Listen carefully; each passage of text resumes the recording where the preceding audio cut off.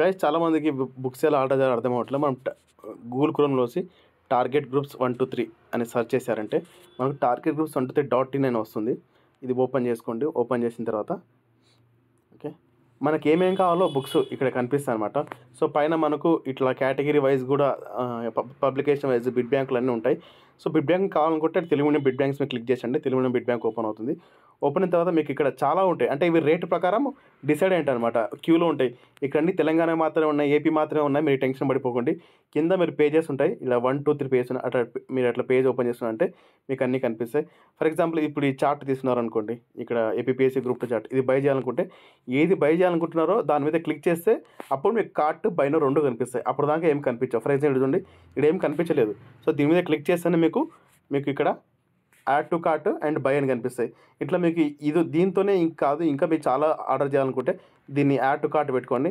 ఇంకా మీరు వచ్చి ఇంకా సెర్చ్ చేసుకుంటూ మీకు ఏమైనా కావాలంటే కింద సెర్చ్ బార్లో ఇక్కడ సెర్చ్ బార్లో సెర్చ్ చేసుకోవచ్చు. ఇక్కడ మీకు పబ్లికేషన్ వైజ్ అండ్ బిడ్ బ్యాంకులు అన్నీ ఉంటాయి. రకరకాల బుక్స్ అన్నీ ఉంటాయి. సో, మీకు వినూత్న చార్ట్ కావాలంటే వినూత్న చార్ట్ మీద క్లిక్ చేసి అలా ఏమేమి కావాలో అన్నీ యాడ్ టు కార్ట్ పెట్టుకోవాలన్నమాట.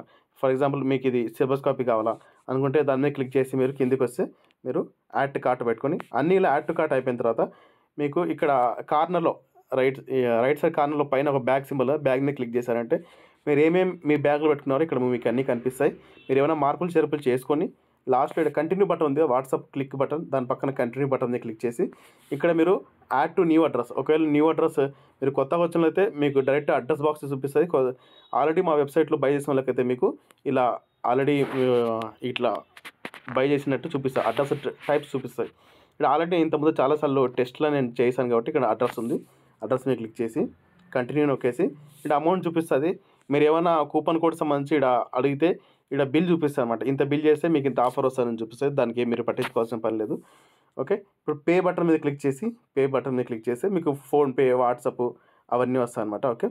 ఫోన్పే, వాట్సాప్ వచ్చినప్పుడు మనం గూగుల్ పే మీద క్లిక్ చేశారంటే గూగుల్ పే ఉంటే గూగుల్ పే మీద క్లిక్ చేశారంటే ఇట్లా పేమెంట్ గూగుల్ పేలోకి అది రీడైరెక్ట్ అవుతుంది అనమాట.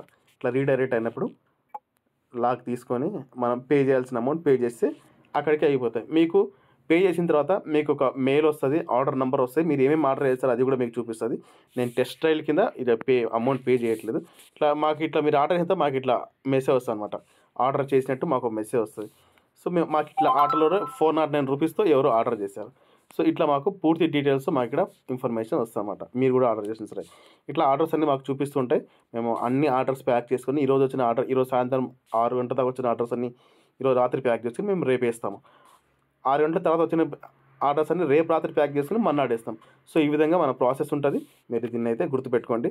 సో, అడ్రస్ టైప్ చేసేటప్పుడు కొందరికి ఒకవేళ ఇబ్బంది రావచ్చేమో. నేను ఇంకోసారి ఈ సిస్టమ్ చూపిస్తాను. అడ్రస్ టైప్ చేసేటప్పుడు ఓకే. ఇక్కడ add to name, mobile number, email ID ఇచ్చి ఇవ్వచ్చు, లేకపోతే లేదు. అడ్రస్ పూర్తి టైప్ చేయాలి. Near by, locality, land mark, pin code, city, state ఇవన్నీ మీరు టైప్ చేయాలన్నమాట. ఓకే.